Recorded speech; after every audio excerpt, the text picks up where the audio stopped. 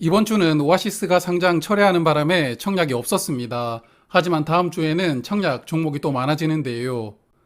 다음 주 월요일부터 바이오인프라, 나노팀, 삼성스펙8호가 동시에 청약을 합니다. 이 세 종목은 화요일까지 청약을 하고요. 목요일에 환불이 되니까 환불 기간은 이틀인 청약입니다. 그래서 오늘은 먼저 일반 종목인 바이오인프라와 나노팀을 말씀을 드리고요. 삼성스펙8호는 주말에 말씀을 드려보겠습니다. 그리고 먼저 상장 일정부터 보면 바이오인프라는 3월 2일이고 나노팀은 3월 3일에 상장합니다. 그런데 삼성스펙 8호도 3월 2일에 상장을 하거든요. 바이오인프라와 같이 상장을 합니다. 그래서 같이 상장하는 이 두 종목은 약간 애매해졌다고 보는데요. 사실 그동안 동시 상장하면 한 종목만 수익을 주는 경우가 많았죠. 그래서 동시 상장하면 약간 애매하다고 보고 있었는데요. 그러나 1월 초에 한주 라이트메탈과 TEMC는 같이 상장을 했는데 시초 가격은 수요 예측 결과가 저조했던 TEMC가 공모 가격 이하로 시작을 했지만요.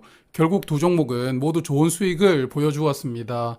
그래서 요즘 같은 공모주 불장 분위기에서는 같이 상장을 해도 두 종목 괜찮은 수익을 기대해 볼 수 있다 생각을 하는데요. 그래도 수급은 분산되겠죠.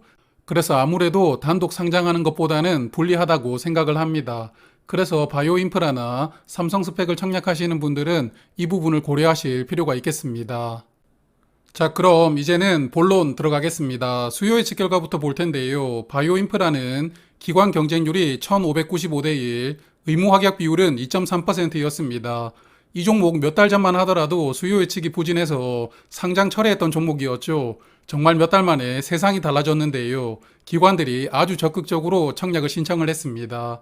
그리고 나노팀은 기관 경쟁률이 1723대 1이었고 의무 합격 비율은 25.6%였거든요. 수준급의 수요 예측 결과가 나왔습니다. 그래서 두 종목 모두 수요 예측 결과는 좋았지만 나노팀 쪽이 조금 더 좋았다 그렇게 생각을 합니다. 의무 합격을 디테일하게 보면 바이오인프라는 3개월 합격이 20건 신청이 들어왔고요. 1개월 합격도 18건 신청이 들어오면서 3개월과 1개월 합격이 건수와 수량이 비슷하게 신청이 들어왔습니다. 신청 비율은 2.3%였으니까요. 최종 배정에서는 조금 크게 늘어나서 두 자릿대 의무 확약을 기대를 해보겠습니다. 그리고 나노팀은 1개월 확약 신청이 가장 많이 들어왔고 3개월 확약도 1개월과 거의 비슷하게 신청이 들어왔습니다. 그리고 나머지는 6개월, 15일 확약 순서였는데요. 의무 확약 신청 비율이 25.6%였으니까 최종 배정에서는 2배 정도 늘어나는 50% 정도를 기대를 해보겠습니다. 자, 그럼 이제 한 종목씩 청약 정보 체크하겠습니다. 먼저 바이오인프라부터 볼 텐데요. 공모 가격은 희망 상단 가격인 21,000원으로 확정이 되었습니다. 공모 가격 신청 결과를 보면 상단 이상을 신청한 비율이 90% 정도 나왔거든요. 그리고 나머지는 미제시였습니다. 그래서 무난하게 상단 가격으로 정해졌다고 보고요. 모집하는 금액은 137억 원, 공모가 기준 시가총액은 1,007억 원으로 상장합니다. 이 종목은 신약 개발을 위한 임상시험을 위탁하는 사업을 하고 있습니다. 이런 사업을 CRO라고 부르는데요. 바이오인프라는 주로 임상 1상 단계에서 전문적으로 위탁을 하고 이를 수행하고 있습니다. 그리고 이런 CRO 사업을 하면서 최근에 상장했던 종목이 하나 있었죠. 작년 11월에 상장했던 DTN CRO였습니다. 청약하신 분들에게 아픔을 주었던 종목이었는데요. DTN CRO는 이번 주에 22년 실적을 발표를 했습니다. 그래서 두 종목 실적을 한번 비교를 해보았는데요. 바이오인프라는 아직 22년 연간 실적을 알지를 못하기 때문에 3분기 실적을 연한산해서 비교를 해봅니다. 화면을 보시면 매출액은 DTN CRO가 약 50억 원 정도 많은데 순이익은 바이오인프라 쪽이 약 20억 원 많습니다. 그래서 바이오인프라는 매출 볼륨은 DTN CRO보다는 적지만 수익성이 높은 사업 중심으로 위탁하고 있다고 볼 수가 있습니다. 순이익률이 6% 정도 높으니까요. 자, 그리고 두 종목 밸류를 한번 비교를 해보는데요. 바이오인프라는 공모 가격 기준으로 PER은 14배 정도로 상장을 합니다. 그리고 DTN CRO는 오늘 주가 기준으로 PER이 13.4배 정도 되는데요. 두 종목 밸류가 크게 차이 나지는 않죠.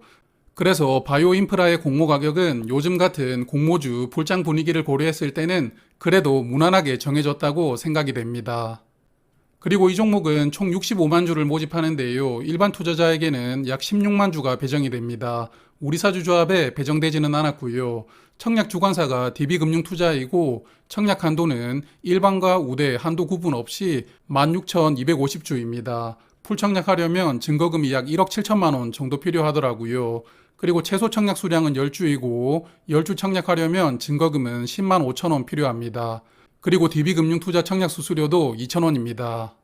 그리고 아마도 DB금융투자 계좌를 가지고 계신 분들이 많지 않겠죠. 그래서 이번에 청약하려고 급하게 만드는 분들이 계실 것 같은데요.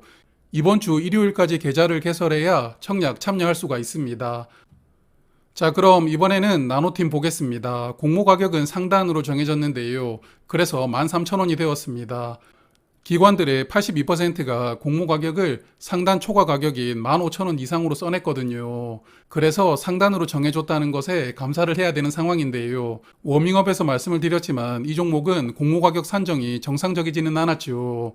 하지만 그런 밸류는 이제 아무런 의미가 없는 시기입니다. 어차피 투자라는 것은 수익을 만들기 위해서 하는 것이니까요. 청약하는 분들도 요즘 시장 분위기를 맞추어서 청약을 판단하시는 게 좋을 것 같고요. 여하튼 이야기가 잠깐 옆으로 샜는데 모집하는 금액은 267억 원입니다. 그리고 공모가 기준 시가총액은 2,490억 원으로 등장합니다. 참고로 나노팀 공모가격 기준으로 PER은 47.4배입니다. 정상적인 밸류라고 보기가 어렵지만 적자 기업인 제이오도 좋은 시세를 보여주었으니까요. 나노팀도 좋은 시세를 기대를 해보겠습니다. 자, 그리고 이 종목은 작년 프리 IPO로 취득했던 투자자들이 주당 12,700원으로 취득을 했습니다. 주당 취득했던 가격하고 공모 가격이 거의 차이가 없죠. 그래서 이런 부분도 기대를 해볼 수 있다고 생각이 됩니다. 나노팀은 총 205만 주를 모집하고요. 이 종목도 우리사주조합에 배정하지는 않았습니다. 그래서 일반 투자자에게는 약 51만 주가 배정이 되고요. 청약 주관사가 한국투자증권인데 일반 고객 청약 한도는 8,500주입니다. 8,500주를 청약하려면 증거금이 5,525만 원이 필요하고요. 청약 최소 수량은 30주, 그리고 30주를 청약하시려면 증거금은 19만 5천 원이 필요하겠습니다. 두 종목 상장일 유통 물량을 보면 바이오인프라는 상장일에 152만 주가 유통됩니다. 비중은 31.7%이고요. 기존 주주 물량 비중이 18.3% 되니까 공모 주주보다 기존 주주가 조금 더 많습니다. 그리고 나노팀은 상장일 유통 물량이 378만 주, 비중은 19.7%로 유통 물량이 아주 좋습니다. 다만 이 종목도 기존 주주 물량이 11.1%이니까요. 공모 주주보다는 기존 주주가 조금 더 많습니다. 그리고 유통금액을 보면 바이오인프라는 319억 원, 나노팀은 491억 원이거든요. 두 종목 유통금액이 부담스러운 수준은 아닌데 그래도 나노팀이 약간 더 무거운 상황입니다.